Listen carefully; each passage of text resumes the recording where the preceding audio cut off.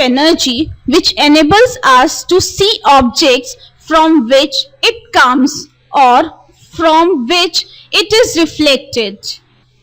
For example, the sun gives out light, therefore we can see the sun. The objects like the sun, lamp, candle, etc., which emit their own light are called luminous objects. Light is a form of energy which causes in us the sensation. Concave and convex mirror. Take a large shining spoon. Try to view your face in its curved surface. When spoon is near to your face, it is big, and when spoon is away from your face, it is small. Reverse the spoon and repeat the activity. You will get that your image will get reverse and big, and when spoon will go away from your face, it becomes small. The process of sending back the light rays which fall on the surface of an object is called reflection of light.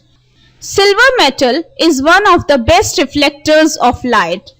Ordinary mirrors are made by depositing a thin layer of silver metal on one side of a plain glass sheet. The silver layer is then protected by a coat of red paint. The reflection of light in a plain mirror or any other mirror takes place at a silver surface in it. A plane mirror is represented by a straight line having a number of short oblique lines on one side. A ray of light is the straight line along which light travels. A bundle of light rays is called a beam of light. Reflection of light from plane surfaces, plane mirror. When a ray of light falls on a plane mirror or any other plane surface, it is reflected according to some laws called the laws of reflection of light. The ray of light which falls on the mirror surface is called the incident ray. The point at which the incident ray falls on the mirror is called the point of incidence. The ray of light which is sent back by the mirror is called the reflected ray. Another terms that we will be using is the normal. The normal is a line at right angle to the mirror surface at the point of incidence. The angle of incidence is the angle made by the incident ray with the normal at the point of incidence. The angle of reflection is the angle made by the reflected ray with the normal at the point of incidence. Laws of reflection of light. First law of reflection. Incident ray, the reflected ray and the normal at the point of incidence all lie in the same plane. Second law of reflection. The angle of reflection is always equal to the angle of incidence. If the angle of incidence is I and the angle of reflection is R, then according to the second law of reflection, angle I is equal to angle R. Formation of image in a plane mirror. The image formed by a plane mirror can be seen only by looking into the mirror. The nature of image formed by a plane mirror is virtual and erect, and the size of image formed by a plane mirror is equal to that of the object. The image formed in a plane mirror is at the same distance behind the mirror as the object is in front of the mirror. Lateral reflection of light from curved surfaces, that is spherical mirrors. When a parallel beam of light rays falls on a plane mirror, it is reflected as a parallel beam. We will now describe the spherical mirror which can converge or diverge the parallel rays of light which fall on them. A spherical mirror is that mirror whose reflecting surface is a part of a hollow sphere of glass. In a plane mirror, an extended object AB is placed in front of a plane mirror MM'. In order to locate the image of arrow AB in the plane mirror, we will first find out the positions of images of its top point A and bottom point B. From point A, we draw incident ray AC perpendicular to the mirror. CA is the first reflected ray. Now draw another incident ray AD which strikes the mirror at point D. The ray AD is reflected along DE, making an angle of reflection R1. We produce the two reflected rays CA and DE backwards by dotted lines. They meet at point A'. So, A' is the virtual image of the top point A of the object. From point B, we draw an incident ray BF perpendicular to the mirror. This will be reflected, ray FB. Another incident ray BG is reflected along GH, making the angle of reflection R2. Produce the two reflected rays FB and GH backwards by dotted lines. They meet at point B'. B' is the virtual image of the bottom point B of the object. To get the complete image of object AB, we join the points A' and B' by a dotted line. Thus, A', B' is the complete image of the object AB which has been formed by the plane mirror. Lateral reflection of light from curved surfaces, that is spherical mirrors. When a parallel beam of light rays falls on a plane mirror, it is reflected as a parallel beam. We will now describe the spherical mirror which can converge or diverge the parallel rays of light which fall on them. A spherical mirror is that mirror whose reflecting surface is a part of a hollow sphere of glass. A concave mirror is that spherical mirror in which the reflection of light takes place at the concave surface or bent-in surface. A convex mirror is that spherical mirror in which the reflection of light takes place at the convex surface or bulging out surface. Features of concave mirror. Put a concave mirror on a table and direct its reflecting surface towards the sun. Direct the light reflected by the mirror onto a sheet of paper held close to the mirror. Move the sheet of paper and forth gradually until you find on the paper sheet a bright, sharp spot of light. Hold the paper in the same position for a few minutes. You will find that bright area of the paper starts burning. Principal focus and focal length of a convex mirror. The principal focus of a convex mirror is a point on its principal axis from which a beam of light rays initially parallel to the axis appears to diverge after being reflected from the convex mirror. Focus and focal length of a convex mirror. A parallel beam of light rays is incident on a convex mirror MM'. Each ray of light is reflected by the convex mirror and the reflected rays diverge, that is, spread out from the mirror surface, produce all the reflected rays backward so that they appear to meet at a point F behind the convex mirror. Now, to a person looking into the mirror from the left side, all the reflected rays appear to be coming or diverging from the same point F behind the convex mirror. This point F is the principal focus of the convex mirror. The reflected rays do not actually pass through the focus F of a convex mirror. Therefore, a convex mirror has virtual focus.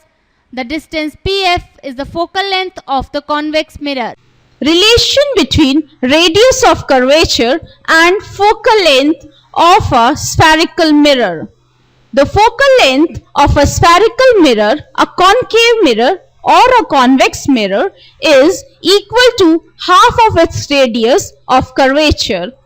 If F is the focal length of a spherical mirror and R is its radius of curvature, then F is equal to R by 2. Rules for obtaining images formed by concave mirror.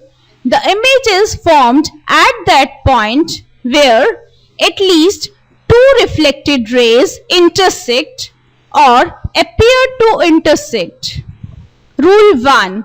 A ray of light which is parallel to the principal axis of a concave mirror passes through its focus after reflection from the mirror. Rule 2. A ray of light passing through the center of curvature of a concave mirror is reflected back along the same path.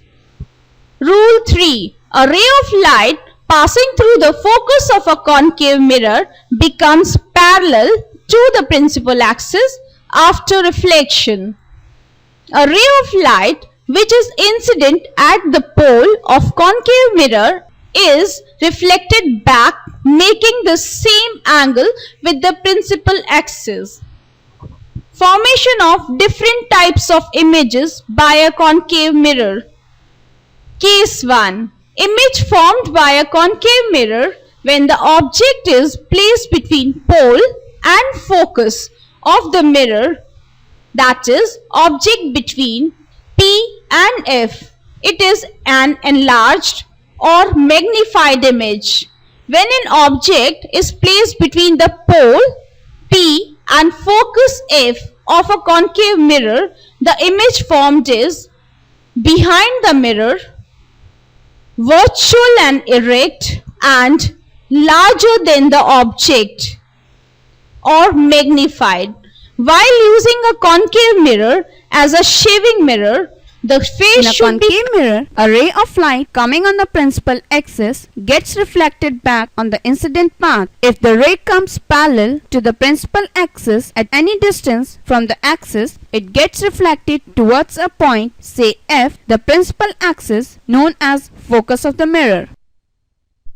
In a concave mirror, a ray of light coming on the principal axis gets reflected back on the incident path. If the ray comes parallel to the principal axis at any distance from the axis, it gets reflected towards a point, say F, the principal. Case 3. Concave mirror. When the object is placed between focus and center of curvature. The object AB has been placed between the focus F and center of curvature C of a concave mirror. Now, a ray AD parallel to the principal axis gets reflected at point D and then passes through the focus F. A second ray of light AE passing through the center of curvature C falls normally on the mirror surface at E and returns along the same path. We have two reflected rays DF and EC which are converging in the downward direction. If we extend these rays further in the downward direction, they actually intersect at point A-B- is a real image of the object AB and it can be received on a screen. Concave mirror. When the object is placed at the center of curvature. The object AB has been placed at the center of curvature C of the concave mirror.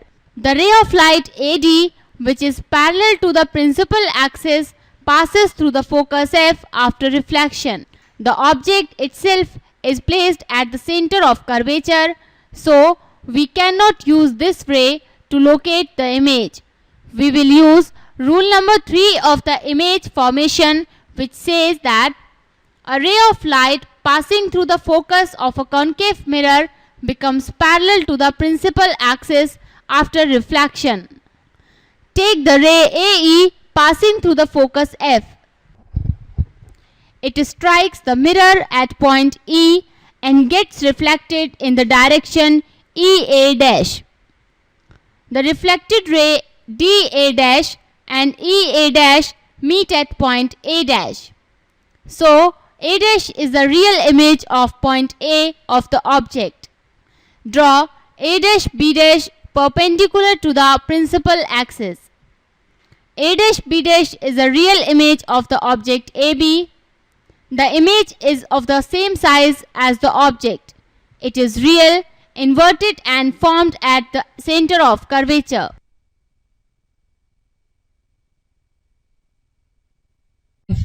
When the object is beyond the center of the curvature of the concave mirror. The object AB has been placed beyond the center of curvature C of the concave mirror. A ray of light AD, which is parallel to the principal axis, passes through the focus F after reflection. A second ray of light AE passing through the center of curvature falls normally on the mirror surface at E and return along the same path. The two reflected rays intersect at A'. Thus, A' is a real image of point A of the object. Draw A', B' perpendicular to the axis.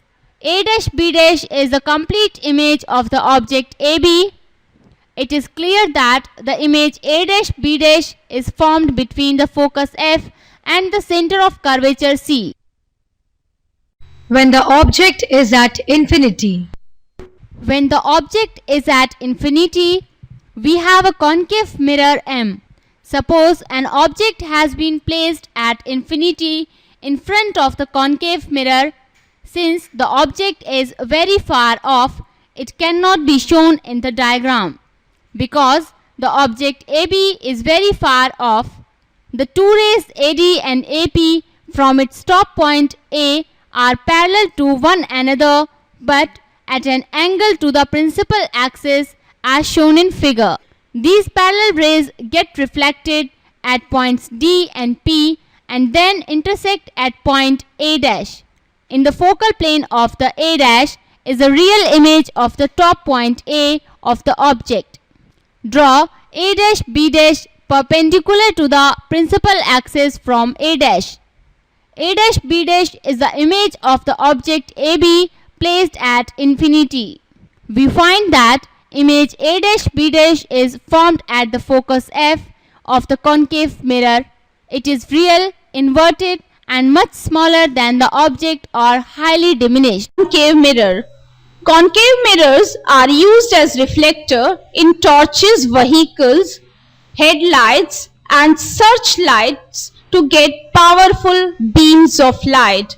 Concave mirrors are used as shaving mirrors to see a large image of the face. Concave mirrors are used by dentists to see the large images of the teeth of patients. Large concave mirrors are used in the field of solar energy to focus sun's ray for heating solar furnaces. Mirror formula. A formula which gives the relationship between image distance, that is V, object distance, that is U, and focal length, that is F, of a spherical mirror is known as the mirror formula. 1 by V plus 1 by U is equal to 1 by F. Uses of convex mirrors. Convex mirror are used are used as rear view mirrors in vehicles like cars, trucks and buses to see the traffic at the rear side or back side. A driver prefers to use a convex mirror as rear view mirror because of two reasons. A convex mirror always produces an erect, that is, right side up image of the object.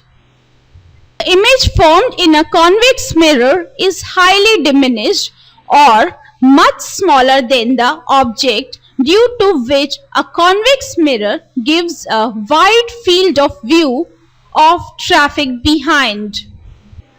Refraction of light. The change in direction of light when it passes from one medium to another is called refraction of light, or the bending of light when it passes from one medium to another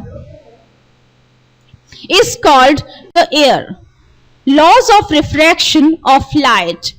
According to the first law of refraction of light, the incident ray, the refracted ray and the normal at the point of incidence all lie in the same plane. Of light. In case 1, when a bird drops a ball into a hollow place, its reflection is straight to the observer. But in second case, when hollow place is filled with water and a bird drops a ball in that water, that time position of ball is different from the actual ball position. It means we see the ball on a different position. Of light through glass slab. Shows a ray of light AO going from air, a rarer medium, into glass, which is a denser medium. In this case, the incident ray AO gets refracted at point O and bends towards the normal ON dash and goes in the direction OB inside the glass slab. When a ray of light goes from air into glass, it bends towards the normal at the point of incidence. In this case, the angle of refraction R is smaller than the angle of incidence I.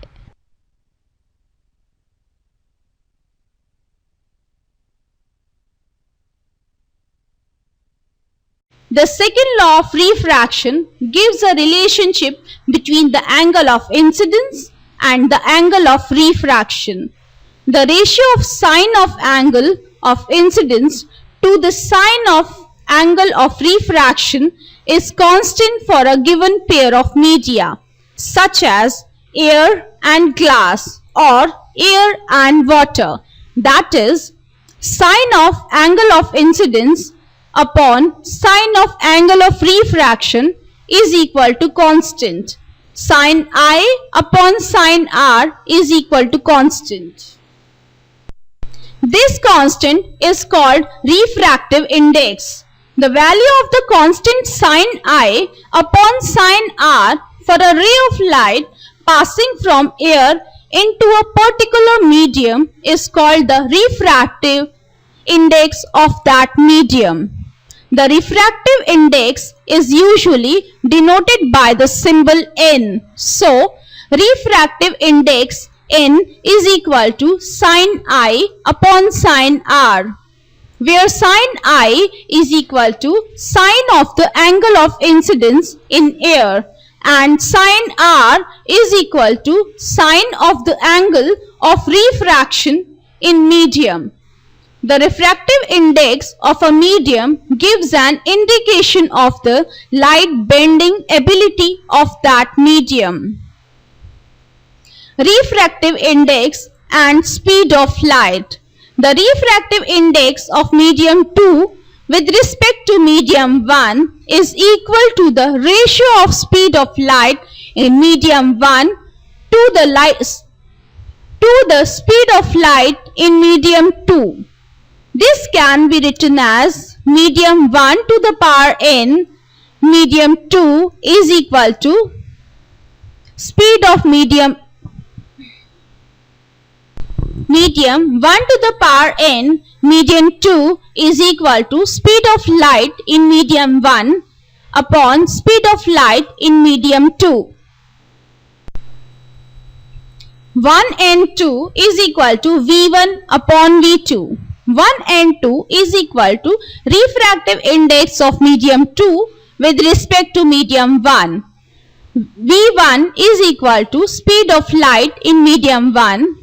v2 is equal to speed of light in medium 2. When light is going from one medium, either from vacuum or air, to another medium, then the value of refractive index is called relative refractive index. When light is going from vacuum to another medium, then the value of refractive index is called the absolute refractive index. The refractive index of a medium or substance with respect to air is also considered to be its absolute refractive index. The ratio of speed of light in vacuum to the speed of light in a medium is called the refractive index of that medium. That is, refractive index of a medium is equal to speed of light in vacuum upon speed of light in medium. The ratio of speed of light in air to the speed of light in a medium is called refractive index of that medium. Index of a medium is equal to speed of light in air upon speed of light in medium. Refraction of light by spherical lenses. The working of a lens is based on the refraction of light rays when they pass through it. A lens is a piece of transparent glass bound by two spherical surfaces. A convex lens is thick at center but thinner at the edges. A concave lens is thin in the middle but thicker at the edges. Optical center and principal axis of a lens. The center point of a lens is known as its optical center. The principal axis of a lens is a line passing through the optical center of the lens and perpendicular to both the faces of the lens. Principal focus and focal length of a convex lens. The principal focus of the convex lens is a point on its principal axis to which light rays parallel to the principal axis converge after passing through the lens. Lens has two foci. Lens has two foci. The two foci of a lens are at equal distance from the optical center, one on either side of the lens. A convex lens has real focus. The focal length of a lens is the distance between optical center and principal focus of the lens. And focal length, convex lens. Suppose a parallel beam of light rays falls on a convex lens as shown in figure. These light rays are parallel to one another and also parallel to the axis of the lens. The incident rays pass through the convex lens and get refracted or bent according to the laws of refraction. All the rays after passing through the convex lens converge at the same point F on the other side, that is right side of the lens. The point F is called principal focus or just focus of the convex lens. Principal focus and focal length of a concave lens. A convex lens converges a parallel beam of light rays. A concave lens diverges a parallel beam of light.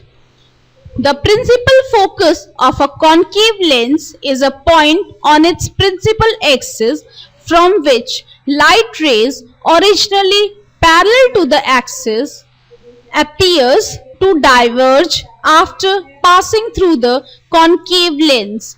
A concave lens is also known as the diverging lens because it diverges a parallel beam of light rays. A concave lens has a virtual focus and focal length. Concave lens.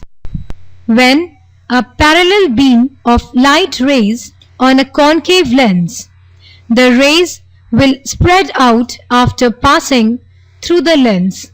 The diverging rays, when produced backward, shown by dotted lines, appears to meet at point F on the left side of the lens. The parallel rays of light appear to be diverging from point F after refraction. F is the principal focus of the concave lens. F dash is the second focus of the concave lens. Magnification produced by lenses. The linear magnification is the ratio of the height of the image to the height of the object. That is, magnification is equal to height of image upon height of object. M is equal to H2 upon H1, where M is equal to magnification, H2 is equal to height of image, H1 is equal to height of object. The linear magnification produced by a lens is equal to the ratio of image distance to the object distance.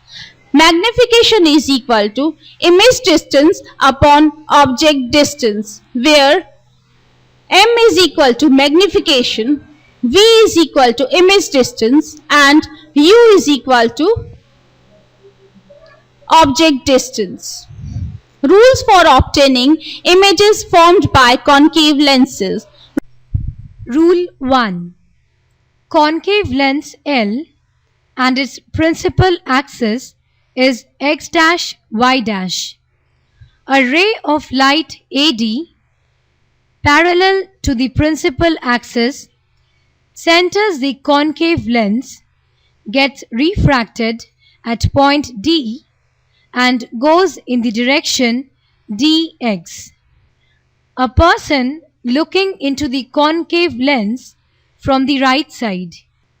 The refracted ray of light dx appears to be coming from the focus F of the concave lens situated on its left side. The ray of light AC is passing through the optical center C of concave lens. This ray of light goes straight in the direction CY after passing through the concave lens. It does not bend at all. A ray of light along the principal axis of a concave lens also goes straight. Rule 3. A ray of light AD coming from the object is going towards the focus F dash of the concave lens. It enters the concave lens and gets refracted at point D. After passing through the concave lens, it becomes parallel to the principal axis of the lens and goes in the direction D. Formation of image by a concave lens. When an object is placed anywhere between optical center C and infinity in front of a concave lens, the image formed is between optical center C and focus F, virtual and erect, and diminished, smaller than the object. When an object is placed at infinity from a concave lens, the image formed is at focus F, virtual and erect, and highly diminished, much smaller than the object. Lens formula and magnification formula for a concave lens. Lens formula and magnification formula for a concave lens.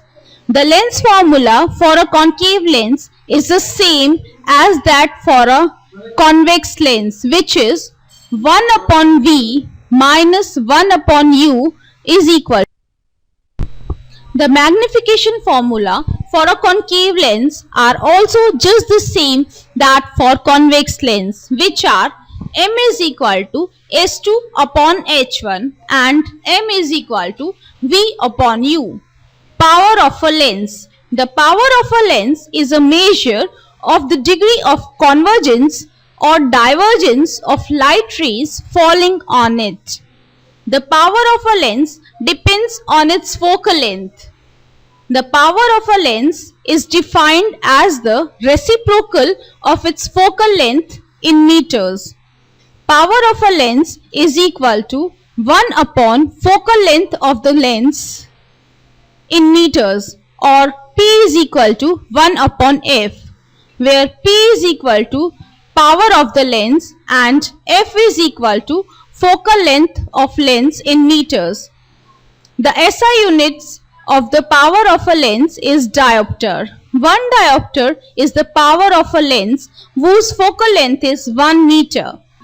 The power of a lens can be measured directly by using an instrument called dioptometer.